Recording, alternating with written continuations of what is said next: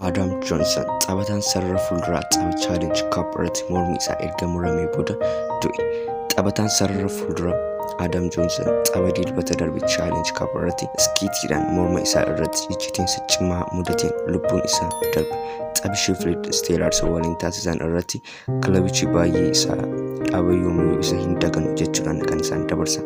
Adam lakkoofsa keenya 47 taphataa hookii qora aadaa ta'ee qofa osoo hin taane hiriyaa garee guddaa fi nama hin amanne jireenya isaa guutuu fuulduraa isaa ture jechuudhaan kan isaan dabarsan jechuudha. Taphattoonni, hojjettoonni hooggansaa fi abbummaa dabalatee namoonni kilabicha keessa jiran hundi oduu du'aan boqochuu Adam kana garaan isaanii cabe. Patriin wiixata Manchester Storm waliin taphachuuf kan turan yoo ta'u kilabichi tapha kibxata dirree isaa irratti Glasgow Clan waliin taasisanis yeroo biraatti akka darbe mirkaneessedha kan inni jiru.